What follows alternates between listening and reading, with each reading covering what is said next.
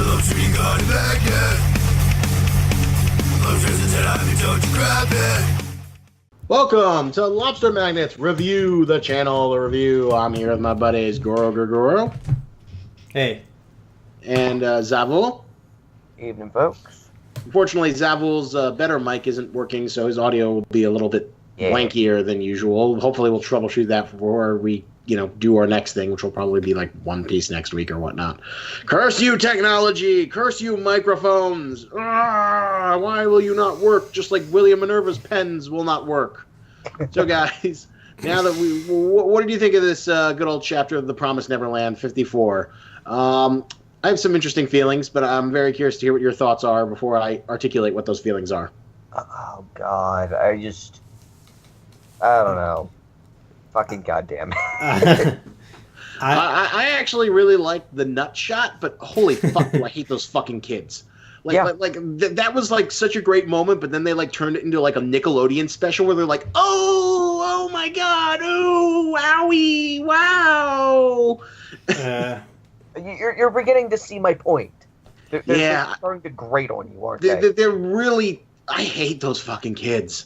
And I've been thinking about it, and I've been like looking through some comments on like the Reddits and the and the little discuss pages, because I always like sampling those to get an idea of where like the fan base is. And there are a lot of people who are kind of like getting annoyed at the series, and I've been thinking that to myself, like why is that? Why is this not quite as good as like the Escape arc? And I think it comes down to two factors. The children. One, the children. The children were not a factor. They were just like in the background. They had nothing to do with anything of it. So, they had no prominent thing. They could just be like these cute little things that are completely oblivious to their fate, which was great. So, Jesus Christ, get rid of those fucking kids. Like send them to Minerva, send them to day camp, have them eat cookies. Just like get Emma and Ray away from them as soon as fucking possible. Yeah, pretty much. I hate them so much. They don't contribute anything. Like, this is why fucking William Golding didn't spend a lot of fucking time on the day-to-day operations of, like, the teeming horde of kindergarteners that crashed on the plane along with literally everyone else. Because they were just fucking annoying. You just threw out every once in a while that they were scared or maybe had diarrhea because they didn't know how much fucking fruit to eat. You talking about Lord of the Flies? Yeah. Yeah, little kids are the shit. They're like... Oh, because like I really do love like she didn't even kick him. She just like hits him in the nuts. It was like a great Emma character moment where she like shows her like incredible determination and will, and she like calls it out as bluff and says, "You're bluffing. You're not going to shoot anyone because I am just like stone cold badass female warrior woman, will of iron." And she just stands up to him, and it's great. But the kids are fucking terrible. They like ruin a lot of that scene. Those kids, they just like they suck out the seriousness of almost everything, don't they? You can't take them seriously that much. Like when they're always a part of like the major plot, like the major story arc, I guess. Like the only reason why you liked them is because they were like important to Emma, and it was like, okay, I can like sort of get it, power of friendship, but like Jesus Christ, do not make them the focus. Do not have them in every scene. We don't care about them. And the other thing that we're like missing from like the the first arc had is that like the series desperately needs a really great villain again. It needs another Mama. It needs another Isabella. It needs like either some evil human who's like running the plantation or like a central evil demon who's like a central character, more so than just like Scooter McChase Pants, who's kind of not very good at his job. Well, we got a hint of potential villain or villains coming up, I imagine, with that scratch of the poachers. The poachers! Ooh, who could the poachers be? I hope there's a good payoff of the poachers. That fucking cell was amazing. That's actually kind of what I expected out of the fucking bunker to begin with. But, oh man, like, I am both interested and not interested in the poachers. Like, at one hand, it's like, oh yeah, series might finally be, like, awesome again. Then sitting there going, like, yeah, but they keep doing this shit. Fucking children will find a way to, like, just interfere with everything. And nothing of consequence will happen again. Well, there's got to be a way to get those children out of the story as soon as possible. Like, maybe they'll just leave them here. I hope that's the case. that would be a great solution. That they like find like some sort of like thing or clue, and then they're like, and then Emma and Ray come to their senses. Like, let's leave them here. Let Don and Gilda handle this shit, while like the people that we like and care about can like go do smart kid things, while all the useless kids can sit around and eat cookies, and we don't have to see them. Yeah, that'd be great. Yeah, I'm starting to agree now more and more about the kids. They kind of just they're a little bit pointless right now, and a hindrance right now. They literally like suck that scene dry. Like I love that scene. Emma just hits him in the nuts. No regrets. No like stupid bullshit. Oh, I'm touching his junk. She's just like this iron-willed Sigourney Weaver, Linda Hamilton, packed into this genius 11-year-old girl. Just does it what she needs to have done. Fuck yeah. And then the kid's like, oh my god. It's just like within the space of one panel, we went to this desperate survival fucking Hunger Games drama to a fucking Nickelodeon afternoon special. Yeah. I fucking hate the kids, and he just sapped all of the fucking menace and awesomeness and literally all of the potential out of our lone survivor. Yeah. Just one nut shot. And suddenly it's like, oh great, okay, well now he's basically irrelevant. And he just got nut shotted into the power of friendship. Well, I thought you would have loved the whole PTSD thing where he's like, Lucas, Pedro, Meh. You didn't like him just like completely breaking? He does that every time there's an actual fucking problem. Yeah, I'm baffled he survived this long. Well, it'll be interesting to see like if we get like his backstory, and then maybe we can get some like children fucking slaughtering. Because like if we're not gonna kill the main kids, can we at least kill some other kids? And like flashbacks, like you can do anything in a flashback. It's amazing how much brutal shit you can get away with in a shonen manga as long as it's in the flashback realm. Yeah, that's true. He did say the rest of the kids that came with him died, so maybe we get a flashback of that. So, well, here's the question: do we think the poachers are humans, or do we think they're like the demon raiders that we were told about? Oh, I think those are the demon raiders. I mean, to me that makes more sense. Like, yeah, that does. Why else would they be called poachers? Like, what are they poaching? And the demon raiders makes the most sense. Poaching people, like obviously, but and wouldn't they be like cattle rustlers or something instead? They're not like poaching anything. It's not like there's not like there's wild game left anymore. Yeah, true. Well, they poach and like the Songju told us that like there are these raiders that like break into plantations so they can like eat little human meat because they're just like demons love that shit so much. It is like their apples. It is like their cocaine. They just need to do it.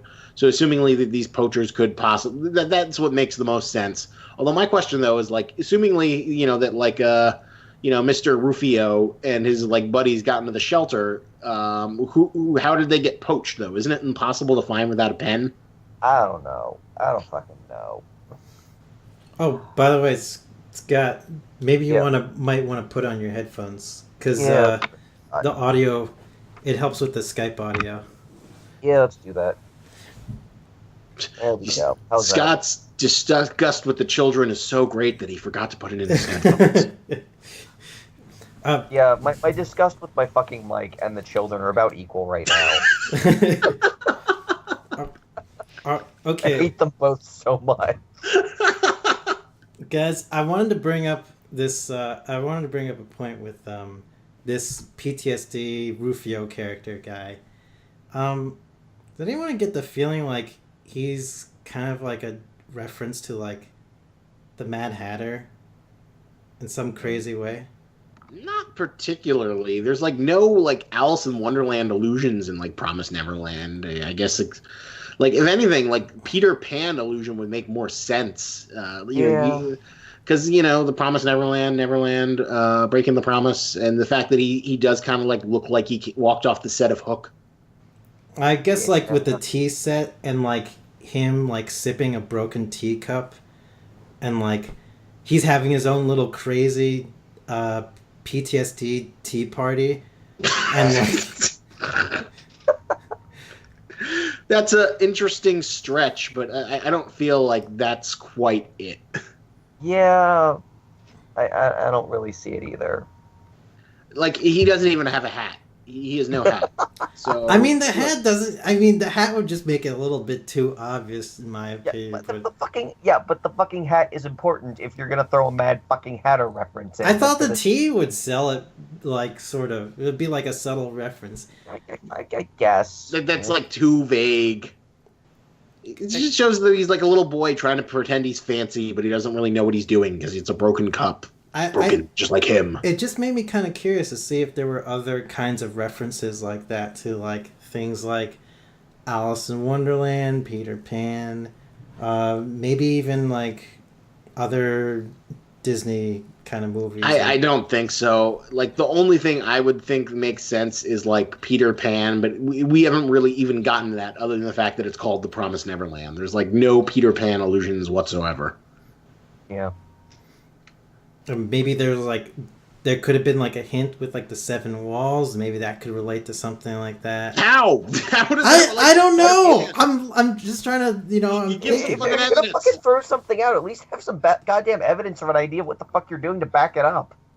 Damn. I mean, I thought the teacup and the, you know, him being crazy with the tea party thing was kind of like a Mad Hatter kind of thing. Yeah, well, you know what? Maybe if there was a fucking mouse in the goddamn teacup, I would fucking accept that. Maybe if he had a fucking pet rabbit, I would have accepted that. Yeah. Like, it's not strong enough to like feel like a motif, and so it doesn't really feel like it. Even like the William Minerva, like, you know, with the terrible goggle things. You know, that, like, just feels like, doesn't feel like it's referenced to anything, and it's its own unique generic adventure thing. And you know, if you're going to throw in an allusion to, like, Alice in Wonderland or something, that would be, like, an opportunity to, like, sort of build something off of it. So, all right, so we've ranted and rambled. Let's get on with the scores. Zavul, what would you rate this chapter? 7.5. 7.5? Oh, really? Yeah, I'll be honest here. I'm waiting for something with consequence to happen, if that makes sense. Like, I'm waiting for, like, consequences will never be the fucking same. Something terrible will happen. And that will restore some of my faith in this. Because right now, it's just like, aha, he had a gun held to her head. She punched him in the nuts. And now they're staying around? And well, here's my best part. I'm surprised you're not like complaining about this. You know, good old Zavi, is the fact that like they have like small children overseeing the adult who could like still murder them with his fists if he felt like it. You know, maybe if he wakes up and he just starts like punting them into walls and stuff. Guys, I don't think you noticed, but Don had a pretty large stick that he could. He had a stick that he could use to fight God. Rufia. Yeah, you know what? It's not even a fucking sharpened stick, okay? It's just a fucking stick. Fuck that. Oh, yeah. That stick is going to play a big part, you know? Sure, well, who knows? I'm just tired of, like, literally them... They basically fucking win at everything, and it's getting tiring. Yeah. Like, there are no stakes right now. Okay, I thought they'd maybe have like laid something out for me when they'd basically been placed in this, you know, no-win situation. Like, all right, something bad is gonna happen, and we'll finally be back to that point where it's like there were stakes when they were still stuck in the compound. There were stakes when like Emma had her leg broken, or Ray was about to burn himself to death, or cut his fucking ear off, or Norman literally died to save everyone else. Like, there was shit that happened that had consequences, and I was interested because it felt like people could die or bad things still might happen as the story moved on. And right now I'm sitting here going, alright, so you met a bunch of really friendly demons. Okay. Or, I'm sorry, you walked through this evil forest. Nothing bad happened. You met up with these really friendly demons. Nothing bad happened. The demons were evil. Still didn't eat you. All right. So you found William Minerva's secret hideout. Okay. This guy was totally gonna like threaten you with shit, and you punched him in the nuts. Nothing bad happened. I am waiting for something bad to happen to restore the sense of urgency to this fucking series. Yeah, I think that's fair. Like something bad needs to happen. We need a new central antagonistic force. Like we need someone as charismatic as Isabella or even Crone, someone who feels menacing and threatful, who can actually like, you know, make something bad happen. These kids need a loss, and someone needs to do something bad to the fucking small children. Yeah, I think that's interesting that you said that we need some kind of loss. So, like, how would you compare, like, when? Okay, I guess my thought was originally, sorry, blanked out a little bit. My thought process eventually led to One Piece after you said that.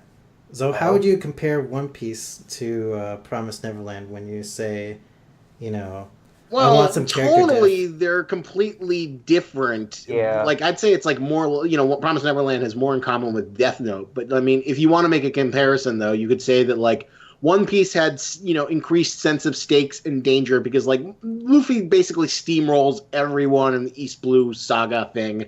And he does it pretty relatively easily with little effort. But, like, once he meets Crocodile, he loses 3 times, and he loses pretty brutally. Like, the first time he gets a hook impaled into him. The second time he's, like, completely mummified.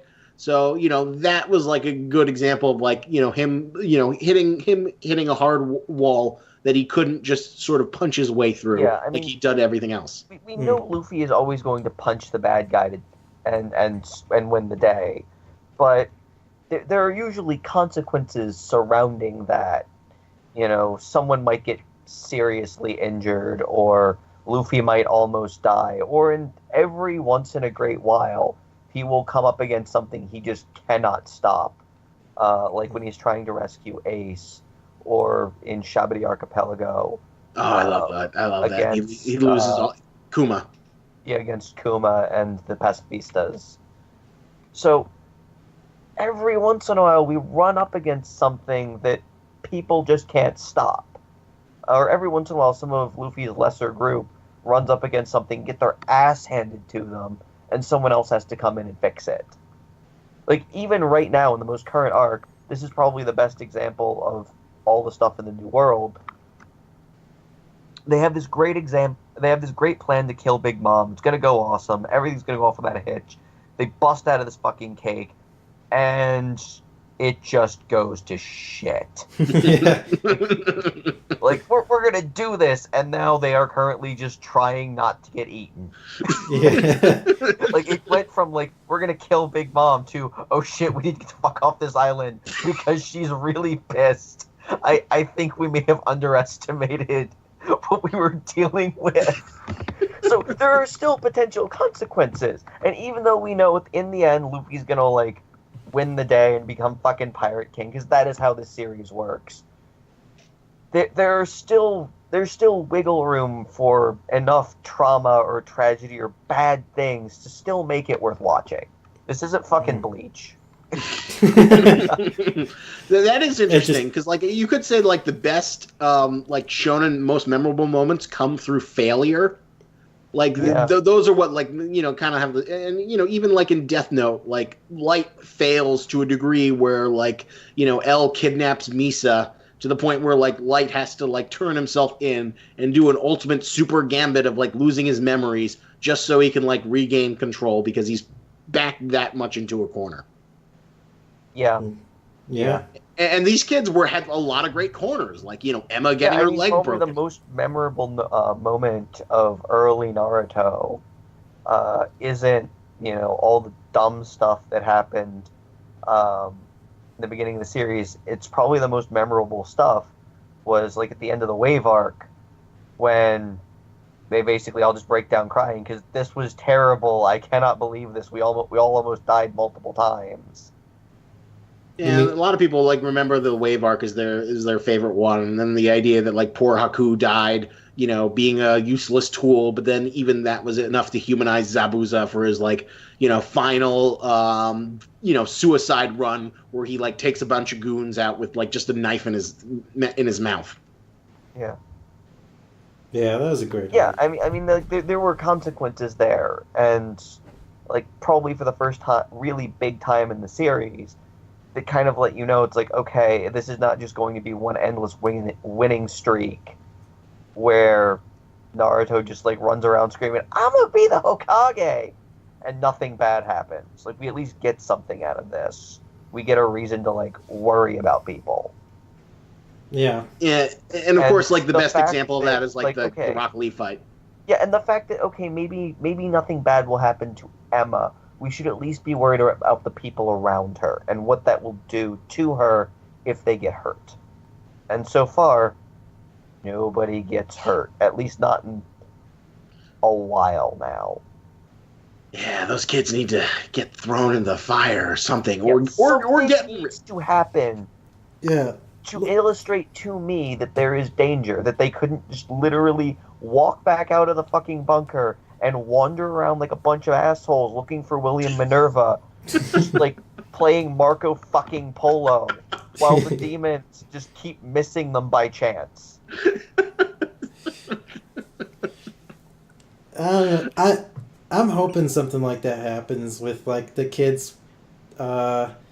Maybe they get separated. Maybe I just want the kids to be written out. Leave them in the bunker. That's this is the best story excuse to get rid of the kids. Yeah, there needs to be something to help dwindle the number of kids right now. Either some of them get captured, some of them get lost, some of them, I don't know. I think they don't want them straight up dying violently for some reason. It would be awesome if the poachers get them and they're these rogue, even more feral demons than what we've seen, and they then Emma gets there and then it's they were too late. We lost. I don't know, one of the little kids' names who I don't remember. Dan. Let's assume Dan's one of them. God, those other kids are so forgettable though. They really are, and that was a great strength. They were all just in the background, and you didn't really have to care about them in the escape arc. Just left the three leads to go off and do their super smart kid things. Now I just know them by onion head, turnip head, red haired kid, cute girl with black hair, cute girl, etc. Stuff like that. That's how I name the kids now. And then there's Don and Gilda. It will be nice. So Goro, what's your score? We got 7.5 from Zabul. Oh yeah. I'll give it a more positive score. I think it was 8, because for one, it's got me a little bit more interested in what's going to happen next. I love the idea of exploring more of the bunker, and I'm very hopeful that the kids are going to get separated from Ray and Emma. I'm very hopeful they're going to be dropped off in this bunker for daycare, and Ray and Emma are going to explore this bunker, and they're going to investigate poachers. And this whole poachers thing sounds really interesting. I wanna see what happens with the poachers. Well, there's a lot of good opportunity of for some good exposition and world building, because it still feels we've gotten a decent amount, but it still doesn't feel like we have the full picture here. So who knows? Maybe they'll see a video recording system and then they'll play back, and then we can see the poachers eat children. I hope so. Jesus Christ, I hope so.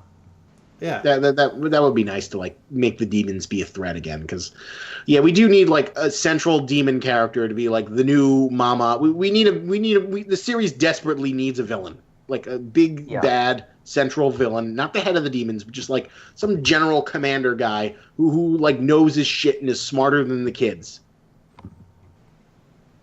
Yeah, and hopefully the kids aren't dumb enough to leave Rufio untied up. They gotta tie him up. Yeah, we need a reason to be afraid. Yeah. This is a horror manga. Come on. Well, it's got horror themes, but I wouldn't say it's like direct horror, but like it definitely does have like horror overtones. What about you, Lobster? What would you rate? I think I'm gonna go for.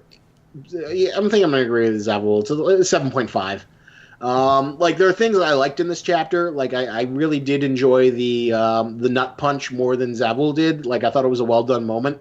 And I did like Emma's steely resolve, even if it did lead to the sort of usual friendship moments. But the kids kind of ruined it, and they took a lot out of that scene. What should have been like this big, kind of refutation moment.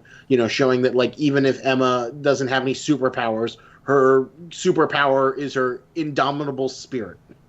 Yeah. But the kids like I was half expecting like a Nickelodeon slime thing to go on Rufio. But like you gotta admit, this is like a little bit better of a direction for the manga to go in for the past like several chapters, right? Or like true. Like them following around the demons, the vegan demons, was just like it felt like a little bit of a waste. It is good that we're like not with the vegan demons anymore, and like hopefully we'll get some cool exposition from this information bunker. Since is William Minerva even still alive? Because obviously he's been doing this like pen thing for a fucking while. Yeah. Yeah. I don't fucking know. I mean, I don't know. I'm just really, really kind of hoping for something soon. Scott, you just say I would honestly be disappointed. I'm at this point, I honestly kind of would be disappointed if he's alive. Really? Just because I feel like that's another get out of jail free card that they can play later. What do you mean? Who's alive? William Minerva. Like every time something bad is about to happen, it feels like something just kind of like swoops in and fixes the problem. And I'm just sitting there like I need some kind of consequence. And at this point, I would even take like William Minerva being dead as a potential good consequence. They go to this master control room and then they like spin around and there's like this voice recorded message and then they spin around the chair and it's a skeleton. See, that would be pretty cool. That would be interesting. It would be very nice and dystopian, like 70s sci-fi. Yeah, that would be good. I'd be happy with that. And then the kids wouldn't even know what the fuck to do after that. It would be even better than the Matrix Architect scene. Jesus Christ! You have to bring that shit up. Fuck you. All right, so I think we've had a very fun, lively discussion. We have our scores. What do you think we should shill? What is the most appropriate thing? I know. Needs a whatchamacallit? A cup. Oh, I got it. A cup. Got it. Yes. Protect against crotch shots. Yes. Oh. Yes. A fucking sports cup. What's that called? Just a sports cup? It's an athletic protector. Okay, yeah, I got it. Oh man, we've got a huge variety of like shock absorbent sports cups. Okay, so this is what you need. You are living the high life. You are just like the king of civilization. All humans are dead for all you know. Then these fucking kids come to your bunker and they want to eat all your goddamn food, and you have just been through hell and back. What the fuck? But and you think you can scare them away, but you've only got like 4 or 5 bullets, right? And there's like 15 kids. So at best, you're going to take like 4 or 5 of them out. And then they're like, they're vicious little kids. So the 9 of them are going to like, we're going to like pounce on you. It's going to get Lord of the Flies and they're going to like tear the shit out of you. And I have seen no fucking indication that they're that tough. Fuck you. And they know that like they have one vulnerable weak spot. And then, if they get that, it's all over. So you need a cup to protect yourself from nut shots from indomitable 11-year-olds who have the spirit of life and perseverance and friendship to make sure that you keep your bunker, that you stay safe, you get to eat all the cookies, and you don't have to deal with that bullshit. Well fucking said. Rufia would have been fine if, he had a nut cut. He had a little cup. Wasn't prepared. Yeah. What an idiot. Sloppy. He got soft and sloppy. Yeah. And now he's like being held captive by a pair of like 11-year-olds. That is just possibly the saddest thing I have seen in a while. that is just you managed to take someone who actually had a little bit of menace behind him and just take all the fucking fire out of that. I'm no longer afraid of him. Yeah. I just kind of want him to leave. It's almost like that nutshot was like a castration of. It's like a character castration. It kind of was, but then he could have gone either way. But it is true. We don't like see him as a credible threat anymore.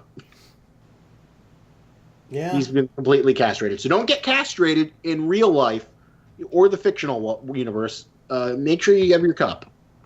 Buy it from Amazon at the link below, or buy something you actually do want. All right, so we have had a lot of fun. Like, comment, subscribe. Thank you for spending your, time listening to us discuss The Promised Neverland. Let us know what your thoughts are in the comments below. And remember, lobster's antennas, but don't you grab it. Lobsters made of light.